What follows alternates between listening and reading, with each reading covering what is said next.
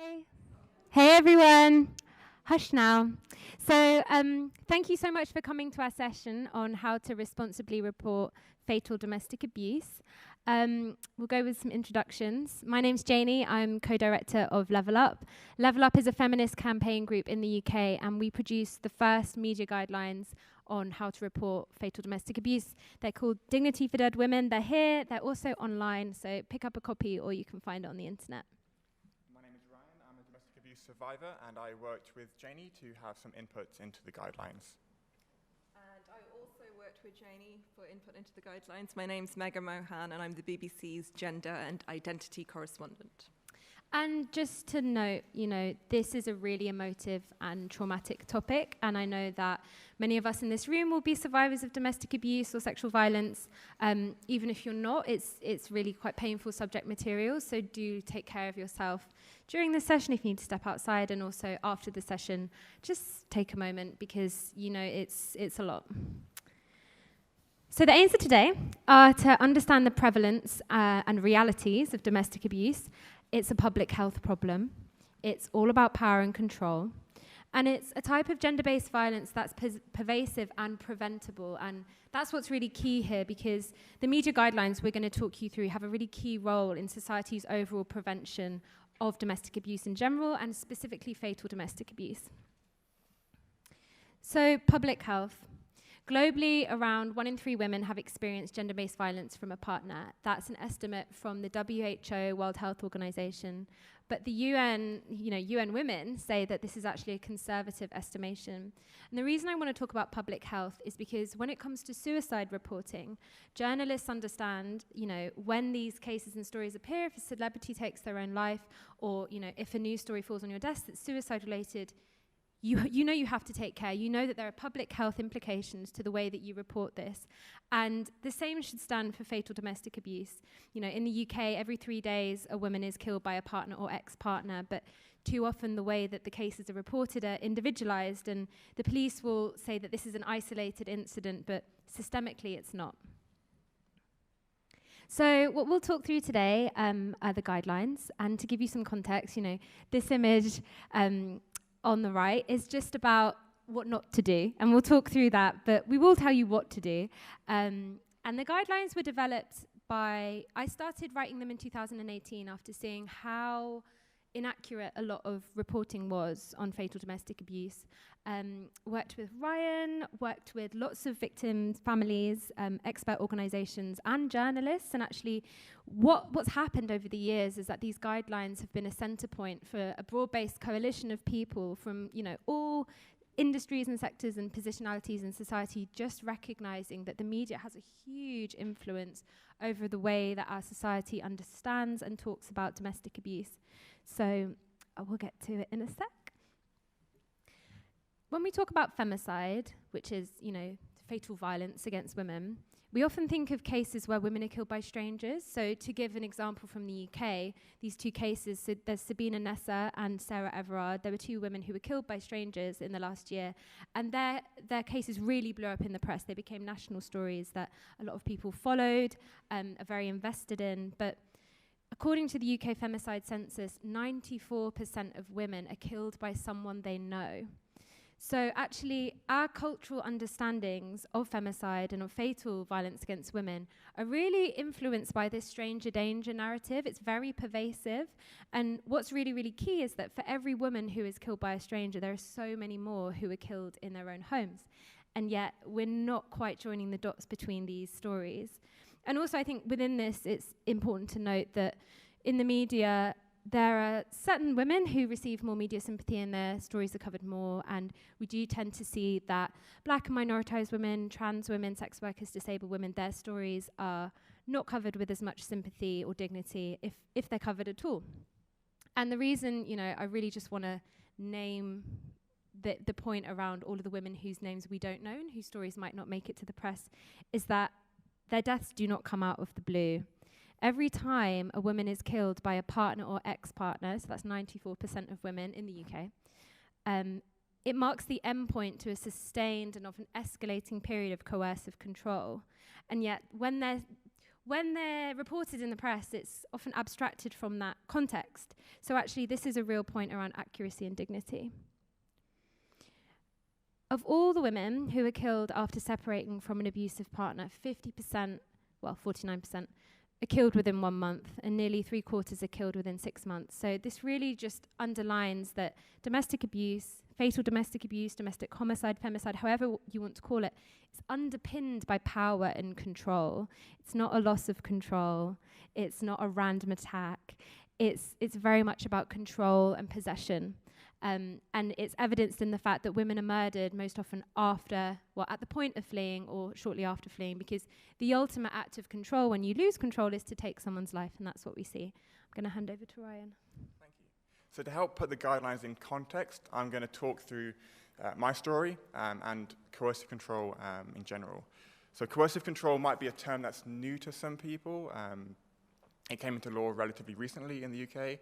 And it's a subset of domestic abuse where the perpetrator sort of erodes away the victim's autonomy, independence, to ultimately gain control of that person's life. And the perpetrator does not need to use violence to achieve this necessarily. And to help illustrate what that looks like, I'll talk through one way in which my father achieved this with my mum and my sister and my brother and myself. So one of the main mechanisms my father used to control what we could and couldn't do was financial control, to keep my mum poor, essentially, so she couldn't survive away from him. So my mum, she worked part-time. She was not allowed to work full-time. She was not allowed to take promotion opportunities. And her wages went into the joint account, which was solely controlled by our father. My father also made sure we had no spare cash in the house or in any bank accounts. So he would gamble and bet online just to dispose of anything we had. He would even buy lavish things for himself he never used that we couldn't really afford as a family. And once even after a relative passed away and we inherited a bit of money, a few £100s, my father gave away everything to a stranger who he had met on an internet forum that he didn't even know. And so my father essentially decided how everything that our family had, how it was to be used. And even Mum's own wages were rationed back to her so she could buy food. Just enough was given to her, and even then she would have to bring back receipts to show our father what she was purchasing. And that was normal for us. And so we were very poor as a result of our father's actions to keep us poor. But then the lack of finances in our family gave him the perfect excuse to restrict us, what we could and couldn't do, but to also pin the blame elsewhere. So he would tell us that we didn't have enough money because his boss wasn't paying him enough, or sometimes it was the general state of the economy was the reason that we were so poor. And because we didn't have any spare money, he would insist we didn't have enough to pay for sports clubs, to go out and see friends. We didn't have enough money for bus fares or extra money for fuel for the car so we can go and leave the house. And so, we cancelled. We decided, we can't afford to do these things. We just won't even try to ask for them.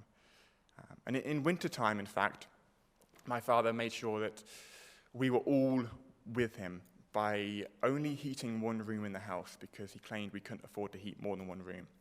So if we wanted to be warm, we had to be in the room with him so he could watch what we were doing. And in fact, we weren't even allowed to turn on lights in our house because he claimed we couldn't afford to do that. So, he essentially controlled which rooms in our house were lit and which rooms were warm. And over time, we actually came to believe that all of the problems that we were suffering, the misery we were going through, were because we were poor. And I always thought if we could overcome that poverty one day, then we'll be able to be happy. We never attributed all of our suffering to what he was doing. And it was true that we couldn't afford to do many things growing up. We couldn't actually afford to leave our house or join sports clubs. But our father, what he didn't tell us was he was purposefully disposing of money, so he had a narrative to use to trap us. And in fact, my father would actually portray himself to us as being the selfless, generous protector, taking on the burden of making the hard financial decisions for our family so that we wouldn't have to worry. He was taking on that burden for us. And we were told, we'd have to make sacrifices as a family so we could afford the mortgage. And all of us learned that, we needed to make these sacrifices. And we became quite proud in being selfless. And so we gave up, many opportunities, believing that if I didn't, take that bus fare to go see a friend, then maybe Mum or Charlotte could have that money instead. And maybe they could go and see a friend. That obviously never happened. We just gave up more and more in our lives, and our father just squeezed tighter and tighter until essentially we had nothing in our lives. But we didn't actually see it happening, as it was such a slow process. And it wasn't actually long before we genuinely believed that we were choosing to not join sports clubs. We didn't want to go and see friends. We didn't want to have hobbies. And it's only now, retrospectively, that we could see that our poverty was orchestrated by our father, so that he could trap us, isolate us, and make us entirely dependent upon his goodwill. So that's just like one aspect of our lives and how he managed to, without any violence at all, control everything we couldn't do. And crucially, growing up, we never identified as victims of abuse. My mum didn't, my sister, myself, or my brother. And I think one of the main reasons for this was because there was never any violence. Our father, he would push us, he would poke us, he would exert himself, but he never left any marks, he never left any bruises or cuts. And so because we didn't see ourselves as victims, because we'd always thought, domestic abuse is about violence, and that's not happening to us, so this is just a personal family problem that we just have to deal with on our own. And so the only way I could explain to myself, and I think Charlotte, Mum, and Luke were the same, the only way we could explain to ourselves why life was so hard was that, we were weak. We were too demanding. We wanted too much. We weren't good enough at things. We weren't talented enough to have hobbies. We never really saw what was going on in front of our own eyes. And at school, we never saw any information which talked to our experiences. We never saw anything about the non-physical forms of abuse. And neither did we see anything in the media either. So we sort of tackled our life on our own without any help. But despite, the man that we endured every day at home, our father was very different outside of the house. He was everybody's friend. He was very kind to strangers, to neighbors, to his colleagues at work. Everyone thought we were a normal family. In fact, they thought our father was actually a great father because we were a very poor family and the children were doing very well at school. So he got a lot of credit for our success. And so, as I said, we never saw ourselves as victims, so we never searched for what services could have helped us. So we went on our journey alone in the hope that one day we could have a happier life away from our father. And we thought the only way to do this is to work hard, get good jobs, and fund this life ourselves. And so my brother and I, we were about 6 years older than our sister. And, we worked hard at school, got good jobs. We saved up every penny we could. And a few years after graduating, we had saved up enough money to rent a house to run away to. And that was going to be the start of our new lives. So this was in 2016, in the summer of 2016. And one day when our father was away at work, we escaped, essentially. We got some furniture from the family home, some clothes, and just went to this new house we rented. It was only 5 miles down the road because we just wanted some physical space from our father. We spent a weekend together in this new home, Mum, Charlotte, Luke, and I. And then after the weekend, Luke and I went back to work. Luke was working in Scotland, I was working in Holland. And on the Tuesday after that weekend, my mum and my father and my sister were meeting up in a pre-arranged meet to, start the divorce process. He was very amicable, my father was, over email with my mum to arrange this day to meet up. But what actually happened on that morning when he met Mum and Charlotte was he killed them both before he took his own life. And then what happened next was, I guess, our lives were thrust into the national media. And Luke and I were quite shocked, I think, by the general stories we were reading. So we witnessed a commentary that was essentially complimenting our father as a nice guy who was always caring. They were words that were used. And, nobody knew what life was like with our father behind closed doors, except us. But even so, what shocked us the most was the murders had just occurred of Mum and Charlotte, and many people still chose to insist that our father was really a good man who had been pushed too far by his family. And one report we came across, I think it was 2 days after the murders, it stated that the murders of Mum and Charlotte was understandable. And we witnessed an outpouring of sympathy in the media, solely directed towards our father, sympathy for his mental health that was assumed. Many helplines being provided in the media for suicide charities, and not a single mention of domestic abuse in any reports we came across. Essentially, the tragedy that was being discussed was a tragedy of our father's poor mental health. And I'm going to run through a few of the themes that we noticed, because this is how Luke and I sort of fed back to Janie sort of what we witnessed and what we think needs to change. So one of the themes was our father was discussed as the victim of this story. There was a very large reluctance to hold him accountable for his actions.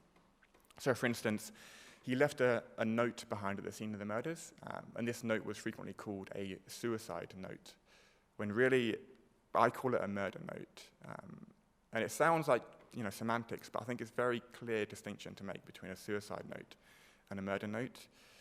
There was speculation that the prospect of divorce, it drove our father to murder, as if we were accountable for provoking his actions. And, my father, he didn't lose himself. He didn't lose control of himself in a moment. What had actually happened, so it transpired that in the weeks and months leading up to the murders, my father was actually planning the murders before we had begun to plan to leave him. The murders were not as a reaction to us leaving. What had happened was we had financial independence for the first time. We had opportunity and resources to leave him if we chose to do so. And based on his early drafts of his murder note the police found on his laptop, my father was going to kill all of his family preemptively to stop us from leaving. All of that shows, he was not reacting. This was not a reaction. It was a calculated, planned act. Another theme we saw was no dignity given to my mum at all. She was treated as if, like, a footnote in her own murder. There was speculation that Mum had an affair, which was false, but also irrelevant. Even if she was having an affair, that does not justify our father murdering her. And another theme on this theme was suggestion that my mum was after all the money in the divorce, when actually we left our father everything. We just wanted to be free. And interestingly, Luke and I noticed that in the reports where there was an implicit suggestion that Mum was after the money, the value of the house was inflated massively to, I think, steer people on that narrative. This is about money, which was completely false. Images was another theme we noticed. Every image was centered around our father. And there was one image of him smiling at work, which was plastered everywhere. And I think that was one bit that Luke and I found very disturbing. Like, we did not want to see him, and yet wherever we looked was his face, almost as if he was taunting us. And also Mum and Charlotte, we want to celebrate their lives, and there was nothing really on them. So Luke and I have had to work quite hard the past few years to make their stories more prominent, and their photos more prominent, more than our father's. But I think there's one really important theme that we noticed was how devastating these narratives can actually be when in the police investigation that followed the murders, it was actually uncovered that our father had been searching online for other domestic homicides, and he was reading up about how other men were talked about after the fact. Our father also, I didn't know this until after the murders, but he had a collection of newspapers on domestic homicides. My father was essentially looking for support and validation for his plans, and he found it. And his murder note was actually, parts of it were copied and pasted from media reports he'd come across. And he genuinely believed, I read his murder notes, he genuinely believed he was doing the right thing in killing his family. And finally, I think, again, a really crucial theme we noticed was there was absolutely nothing to help readers who may have been going through something similar to Mum and Charlotte understand domestic abuse. Nothing at all. No helplines, no mention of domestic abuse in many cases. And that was one of the reasons that our abuse lasted our entire lives and we were alone in tackling it, was because we didn't receive any information ever. And I think, sadly, after the murders, it was an opportunity missed to educate people and to tackle perpetrators, to challenge their views, to challenge their beliefs. It was a great opportunity to do that, and that was sadly not taken. So, yes, essentially, power and control lies at the heart of domestic abuse. And I like to say domestic abuse instead of domestic violence because, like I said, it's much more encompassing a term, and often violence does not need to take place. And in our case, no violence at all, but still the damage was incredibly sort of long-lasting and powerful. And the statistic at the bottom, so most men who are violent towards their partners are not violent towards other people, and that applies to other forms of non-violent abuse as well. You know, my father was not the same man to the postman or to his boss or to his friends. Abusers are very skilled at keeping that abuse hidden, to portray themselves to the outside world as kind, thoughtful, charming men. And so my story is, you know, it's a rare occurrence. Most abuse does not culminate in murder. But the focus on this session is around domestic homicide because that's often when domestic abuse makes it to the news. But the guidelines of what we talk about can equally be applied to non-fatal domestic abuse and other forms of violence against women and girls too.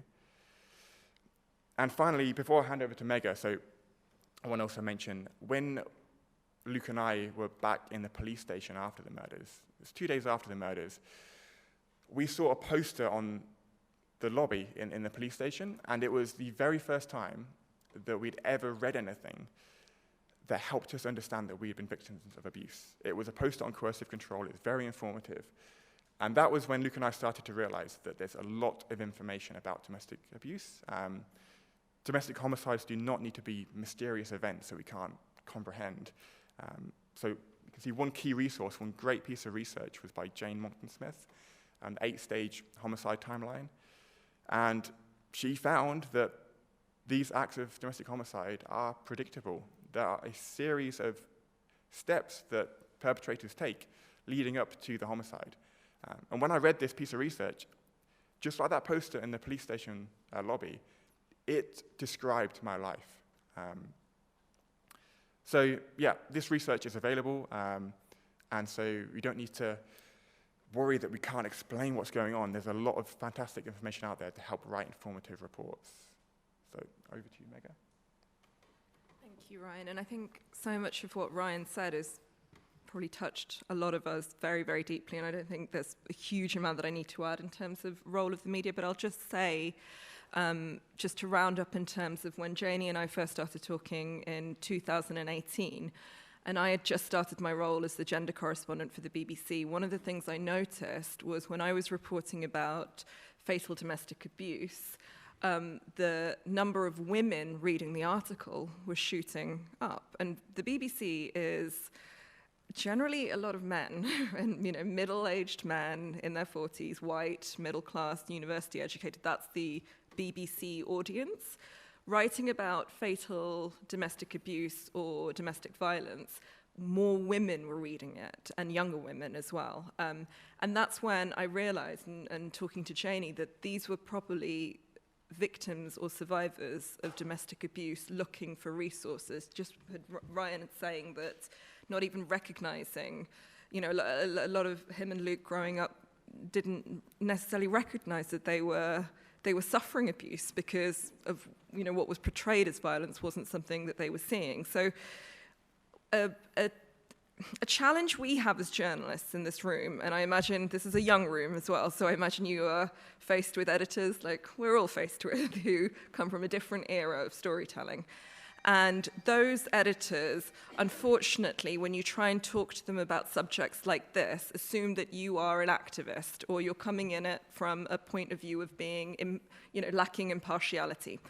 We strongly disagree with that in every single state, because every single rule of journalism applies to this case.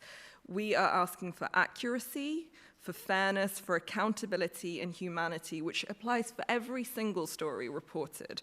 So removing that kind of, you know, very undiverse, you know, editorial lens on it will actually allow for better reporting and a better recognition of the problem.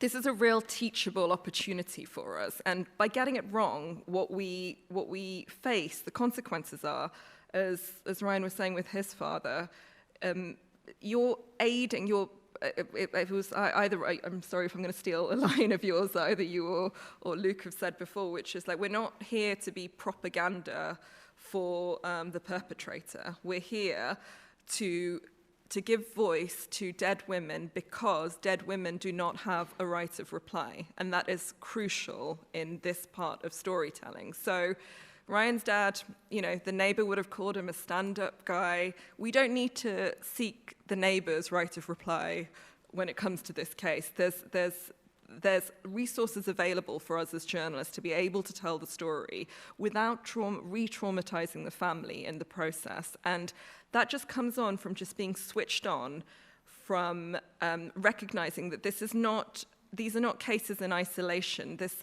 problem is so endemic that you are going to come, as journalists, you'll come across a minimum of 2 cases a week of women being killed. And that's a minimum conservative effort that we're seeing. So this is not, we are not talking about it as the shadow pandemic that it is, but that is what it is. And we have to recognize this now to go forward. So another example, so that's essentially the role of the media, but if we could go on to the headline example, I'm going to put up these headlines that we've seen of things not to do. These headlines are not tabloid headlines. Not all of them are tabloid headlines. And I think a lot of us in this room can kind of, you know, there are people here I know from the Washington Post, you know, very respectable publications. These are respectable publications also making up these kind of headlines. So I'll just read one example. Hubby guilty of murdering his wife after a row over her lesbian tryst. So always be careful of the word after, because the word after, it seems to indicate that there was a trigger. Something caused it. Was the dinner cold? Was she having an affair? That is not what causes the death of, the murder of a victim. When it comes to headlines, a lot of us in this room are probably driven by SEOs. You know, a lot of us maybe don't even have a say in the headline because they're decided for us by other people. That has to leave the table when we come to deciding what we need to talk about here, because we're not here to tell the story through the lens of the perpetrator. We're really not. Like, we have to keep it central to the victim and the person who has lost their life. As Ryan said, a woman cannot be a footnote in her own murder. Like, what was a life for, if that's how we are going to view that as journalists? So headlines, I think, are really crucial, and we're going to come on to other aspects of the story. So you can get the copy absolutely right, but if you've messed up on the headline, often that is the medium that's pulled and shared on social media and repeated again and again and again. And that is what gives people ideas, and that's what stops people recognizing themselves in the story. And this is a real opportunity for us as storytellers here. So what we're asking journalists to do is to be first aiders. So this acronym, AIDA, stands for accountability, images, dignity, and accuracy. It's so simple. It's as simple as that. They're just 4 key points to remember. We're going to go through them in turn now. And just again, this is based on domestic homicide, but does broadly apply to a lot of gender-based violence. So the first one, accountability. Place responsibility on the perpetrator. It is so simple, but it's rarely done effectively. Refrain from describing the murder as an uncharacteristic event, a tragedy, loss of control. As we've established, men who murder women are incredibly controlling. They commit planned acts of violence against women to assert their control. And remember, loss of control is a legal defense. It's a legal defense to reduce criminal liability from murder to manslaughter. I'll talk about a case in a moment where that actually happened. And, you know, don't be complicit in reinforcing this cultural myth that then makes its way into the justice system. And again, you know, avoid making the perpetrator into a monster. It can be very tempting when someone has committed such unfathomable, cruel acts of violence to think, oh, they're evil, they're a monster. They're not, they're very human. The behavior is a choice, it's preventable. They need to be held to account. And we also know that so 3/4 of murdered women are killed after they leave, which shows, you know, it's not, as in our case as well, it's not a loss of control, as Janie mentioned. It's these women are hunted down, essentially. So the evidence is there to disprove this myth. And also, again, coming back to Jane Monckton Smith's 8 stages timeline, it does reference stage 6, I think it is that's the moment when the perpetrator has lost the control of the victims, and he has a change in mindset to either go for revenge or homicide. So again, I would highly recommend reading that piece of research. To continue on accountability, so as Mega pointed out in the headlines, avoid framing the story around a woman's actions. So avoid including any spurious triggers for a murder, framing the killing after her actions or a row. An example headline here is, husband strangled wife of 44 years to death after late night argument in coronavirus lockdown. That was a case that went to court last year. The woman's name was Ruth Williams. She was found next to her front door with her keys in her hand. The prosecution say that she was trying to escape. He said he had mental health issues as a result of the lockdown, which we all experienced, and therefore he could claim diminished responsibility. He got off on murder. He was charged with manslaughter. He was found guilty, and he's gone to prison for 5 years. The third point on accountability is to avoid sympathetic romanticizing language. Now, this might seem really counterintuitive because, of course, like, homicide is not romantic, it's not loving. However, really strangely, often language around hubby, lover, devoted husband, jilted, jealous, crimes of passion, like, these are very, very common turns of phrase that we'll see in these cases. I've read so many of them. People almost don't think about it. There's just like this stereotypical kind of narrative. And actually, again, Jane Monckton Smith, absolute expert on domestic homicide, she published research called Murder, Gender and the Media, where she actually studied justice processes, and she found that perpetrators who were on trial for murder, for killing their partners, when they referenced love, or when they said, you know, I just loved her so much, I couldn't live without her, I had to kill her, they got lighter sentences, because there is this strange, warped kind of like romanticized narrative around a man who loves someone so much they have to kill them, which is such nonsense, and yet we regurgitate this in the papers without even thinking. Images. So you've thought about your headline, you've thought about your copy, and this is where you can mess up in a way that causes, I mean, I'm not going to do a sort of bingo card of what causes the most pain, but images are definitely one of them, because they're the most arresting part that you scroll through in any medium.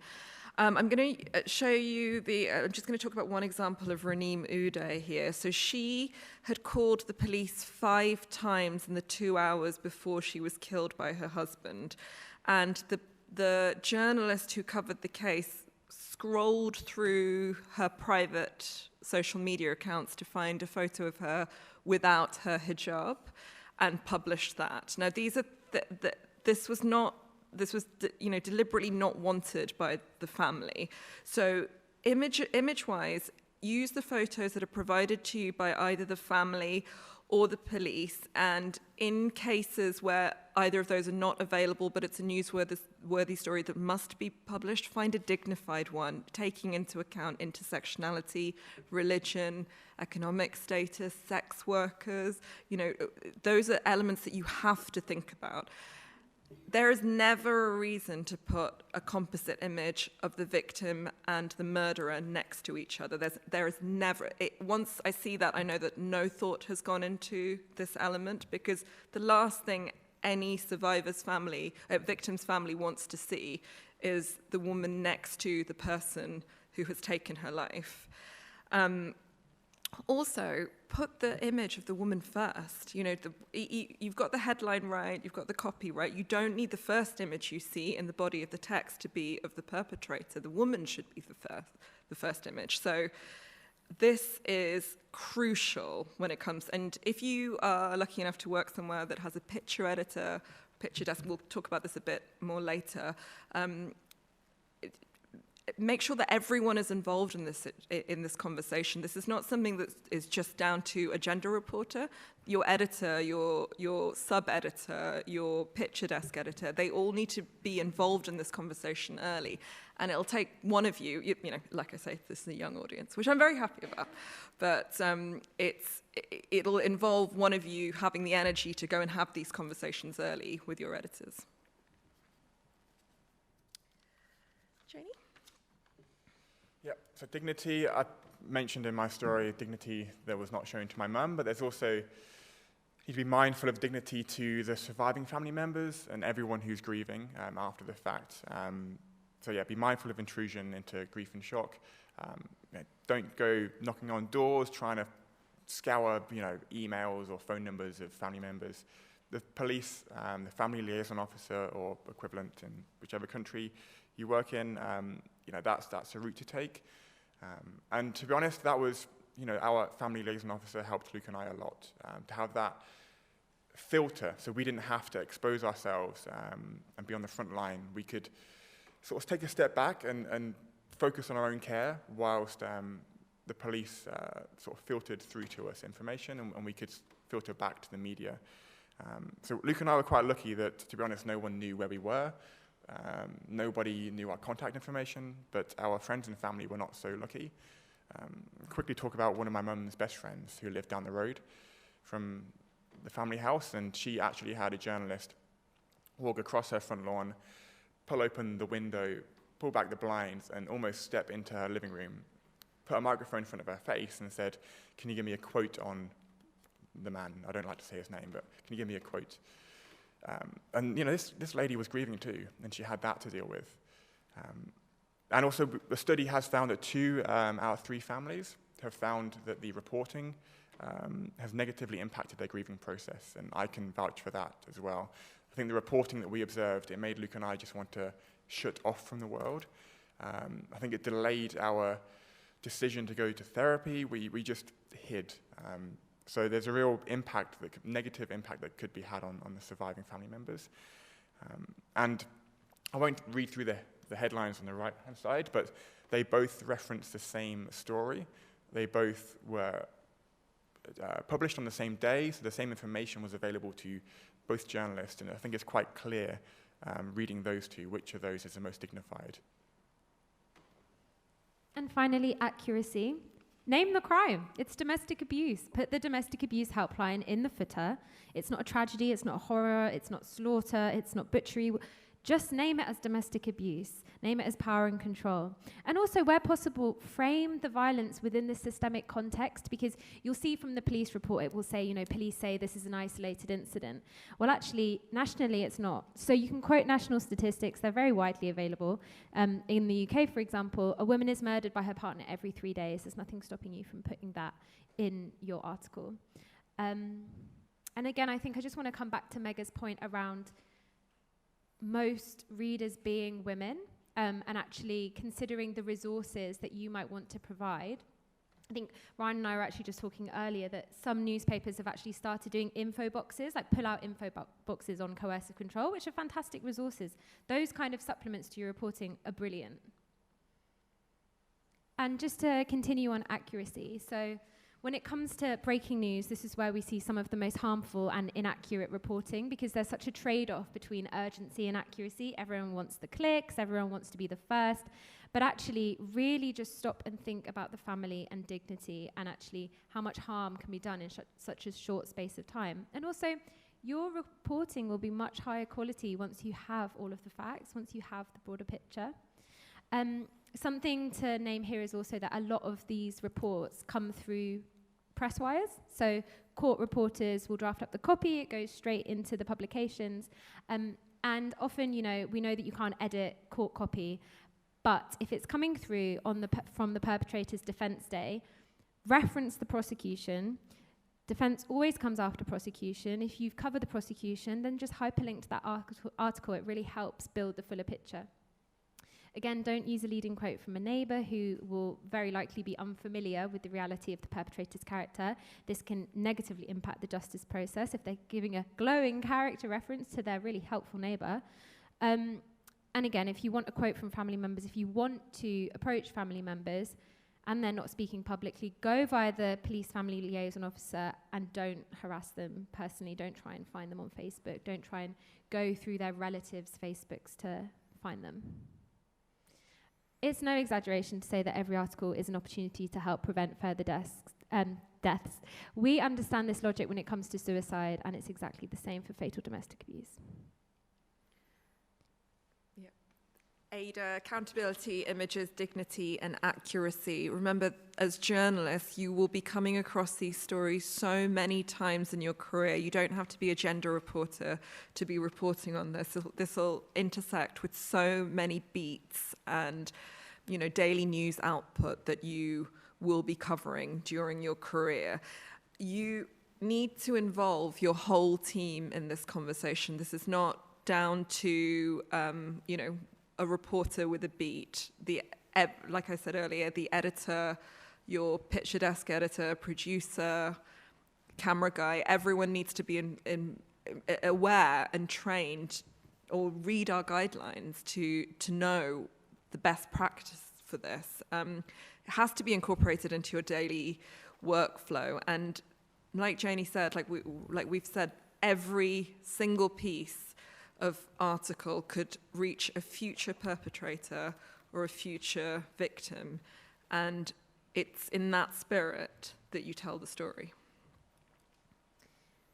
And also in terms of accuracy and helplines, maybe homework for everyone is to go and check their newspaper's house style and actually just make sure that you know what the national helpline number is, or if you're for a local paper, what your local domestic abuse service is, because just having that at the end of every single article will make a huge difference.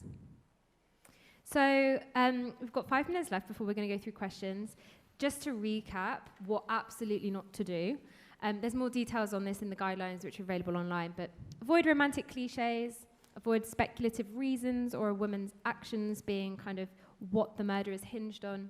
Consider what resources and specialist voices you need. For example, in the early stages of a case when it's breaking news, you can absolutely get a quote from charities. You can actually quote the national statistics on how many women have been killed. And, you know, there are so many experts who'll be very happy to speak to you. Avoid building a piece solely from defense claims in court. If a piece does come through from a court wire, make sure that you're referencing the prosecution.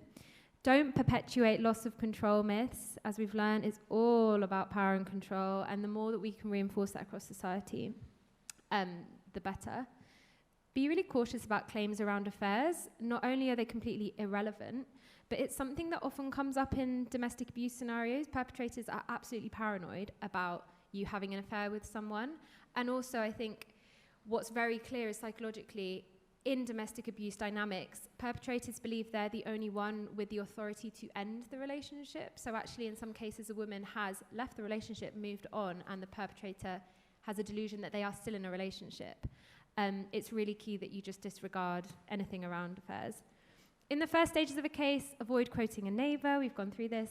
Don't center images of the killer. Don't leave images of the woman at the bottom. Don't put them next to each other. And also, have a look at whether you're using passive voice in regards to men's violence. So, for example, instead of she was killed at 5 in the morning, he killed her at 5 in the morning. Really hold the perpetrator at the center. So yeah, that's it. So the media guidelines are available on the link above.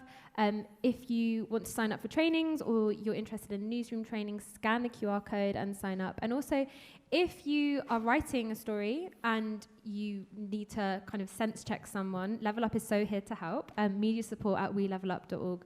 We do help journalists in the midst of stories and can also signpost them to experts to speak to. So that's it from us. Do you have any questions?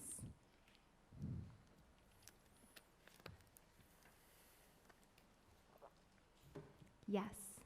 So all the examples were so incredibly helpful and clear. I'm curious if you guys have any examples off the top of your head of articles or outlets that have done the right thing or followed your advice in recent memory. Okay, so that question was about can we think of any examples of good reporting or outlets that have really done the right thing on reporting this subject matter? Yeah, so there's one that stands out for me, and it was a BBC report a few years back. And one thing they did which really helped change the conversation around being isolated incidents into a large-scale issue was the BBC had in their report, as well as all of the guidance from the helplines, from the handbook, we had a interactive map, and I think there was pins for every homicide, domestic homicide, that year. And it was quite eye-opening to see how many there had been. There was, I think, close to 100 by the time that this homicide had happened. And it really changed it from being, here's just one more homicide, here's just one more, here's just one more, to there's been 100 this year. The police receive a call every so many seconds. And all the statistics that are involved in that really helped change the lens that this was being told through. And I think you can only really address a problem when you understand the scale of the problem. And this small but really significant change, by having that interactive map, I think changed so much on that article. So that was, I think, one that stands out for me. I think just to reiterate, the info boxes, like the pull-out boxes that really describe, for example, what coercive control is under law, or in the UK we have a law called Clare's Law, which is anyone has a right to the police records of their partner to check if they've been previously abusive. Those kind of things where you can understand your rights. And I do think the language of control is really essential here, because as someone who has worked with abuse survivors for years, it's very rare that you will find someone who will identify as someone who's experiencing abuse. Like, people they don't want to use that word. No one wants to use that word, but you can say to someone, do you think this is domestic abuse? And they'll be like, no, it's not abuse. Would you say your partner is quite controlling? He's so controlling, and it's exactly the same thing.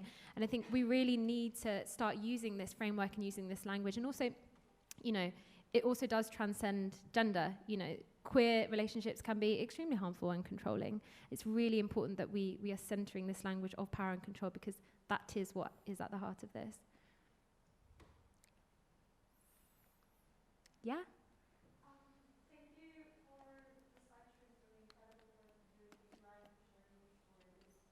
It's very important to hear this, and thank you for your bravery. My question is that maybe you could share your experience in how can we talk to the survivors of the abuse in order not to re-traumatize them. Because this is also kind of part of this discussion of how media approaches people who've been through that. Great, good question. So the question was about how to talk to and interview survivors of domestic abuse without re-traumatizing them. Okay, I'd say for Luke and I don't think we're afraid of being re-traumatized. I think that actually it's very healing to be able to be listened to and to be understood and to not feel alone for the first time, because it's very lonely going through domestic abuse, especially when you're not aware that it's domestic abuse and you just feel that you're personally failing in every way, and that the world is on your shoulders to carry. So I actually found that just talking to people and having that space to say what I want to say, and also to be educated as well by other people. So Luke and I, we sometimes say, victims are experts, but we were experts on being able to manage the risk in our own home, but we had no idea what domestic abuse was. We were the most ignorant people.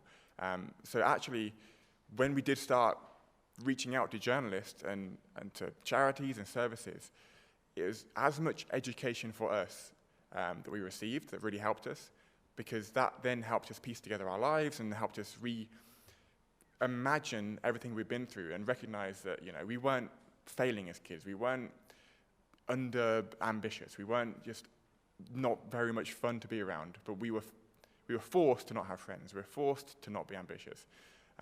So I would say, just from personal experience, don't be too afraid, because you might be doing the victims a massive service by just being there to talk to them. And from all the other victims that I've met in my journey the last few years, I think they would agree as well. Just having someone to talk to, having someone to share their story with as well. That was actually one thing that really helped Luke and I. Was about 6 months after the murders, a journalist from The Guardian asked us to tell our story. And it was the very first time that anyone had actually asked us to tell our story and the story of Mum and Charlotte. Up until then, everyone asked about our father, his story. What was in his murder note? Where did he get the gun from? Everything about him. And this lady came to our house and sat with us for the whole day, and we just talked about Mum and Charlotte, and it was so healing for us. So yeah, I would say don't be afraid too much. It might be like the best thing that happens to those people, to be able to talk about their experience. That article was really, really special as well. The one in The Guardian about with you and Luke, and it had such a different lens to other articles. And the journalist who wrote that, Rosalind Warren, is a working class journalist who, from North England, and when you're in the UK, there's not many of those journalists kicking around. So this is an international room. I don't know what your newsrooms are like, but not a lot of newsrooms are diverse in the UK, and that makes a huge difference in our storytelling. So we're going to just ask you guys to be the ambassadors when you leave here, and just take that tidal wave with you, and all you need to is just to pick up on one aspect with one story that you're seeing in your newsrooms, whether it's large or small, and it'll make such a huge difference. The fact that Rosalind stayed with you for a whole day as well, that it wasn't like, okay, we've got half an hour, we've got a file. Like, you can resist that with editors. They do accept it if you do as well. It's just a case of making yourself do it. And also, I think from what I've understood in terms of like media advocacy being the person in between families and journalists, like different families will have different conditions. Like Ryan, I know that you have certain conditions, and just like make sure you're respecting those. And I think one of the most powerful things you can do, it's less about the interview but more about the overall process. So it's like, okay, so I'm going to be filing this piece on this day, this is when we can expect it to be published, like any delays, just communicate every stage of the process. And obviously copy sign-off is ideal, or for them to have an understanding of what's going to come out is really good. Yeah, to build on that, so that's something that really helps Luke and I now, is we only learned this through talking to people like Janie and other people in the domestic abuse sector, was to get a list of requirements for the media, so that what was being said was helpful to us and wouldn't be things we didn't want to read. And we have like 3 rules, basically. No photos of our father, don't mention his name, and we get a final say in what's being said. But early on, we had no idea how to navigate the media. It was our very first, we were very quiet kids. We had almost no friends. We had a very small life, and then all of a sudden, national media wanted to talk to us, and we had no idea how to navigate that. And I imagine most victims, again, they will have no idea how to navigate that. And I would ask to be very transparent with the people you're talking to. Let them know, as Janie said, let them know what you are planning to do, and ask them if it's okay, because no one ever asked us in the early stages, can we put photos of your father in? And we never thought to check whether they were going to do that. And Rosalind thankfully thought about it, and I think she actually asked us. But other ones afterwards, didn't ask us, and we didn't think about it, and then this article comes out, and we're sort of excited that we can share Mama Charlotte's story, and then the first thing we see is our father's photo, and it just ruins it for us. And I think, again, it also ruins the article. It's the wrong message. It's not what we wanted to share. So I would ask, spend some time with the people you're talking to and help them realize what their requirements are. And that's, sorry to interrupt, but that's super important when it comes to reporting on communities that are different from your own as well.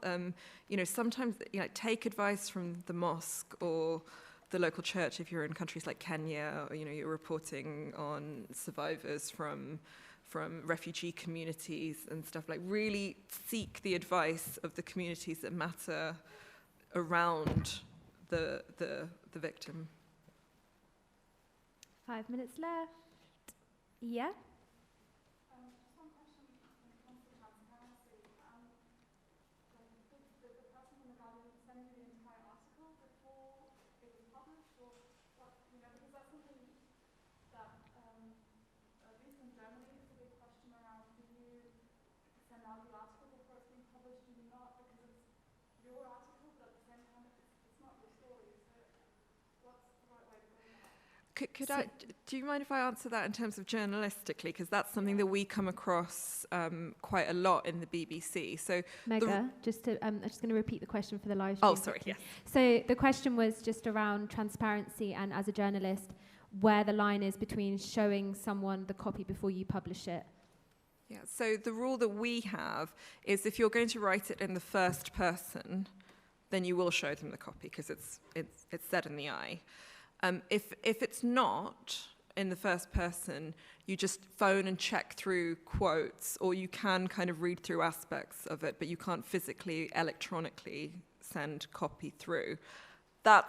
We have an editorial policy within the BBC where, more senior, the elders that we check with, they're all lovely men, but they do that. That's what we do. I'm not sure what you. Yeah, sometimes we have a phone call with a journalist, and they do just talk us through the quotes they're going to use. And again, that's something I guess you can talk to them about and let them know your limitations. Because again, like, I had no idea what journalists can and cannot share. And even just being able to ask them to read back the article before it's published, I didn't know we could even do that. So, yeah, like, we do sometimes have, there are limitations to what journalists can share with us, and we just work with whatever they can do and their limitations. But even just having the phone call, actually, and just knowing the day it can be published, it just helps you kind of prepare. And it feels like, again, actually, it all comes down to control, actually. So we had no control in our lives at all. And being able to have some control in the stories that are being told is very important to us now. And just having those conversations with the people you're talking to, letting them know when it's coming out, it gives that control back to them. It gives that control over the story back to them, even just a little bit, and it makes a huge difference. All right, that's it. Thank you so much, everyone, for coming. It really means a lot.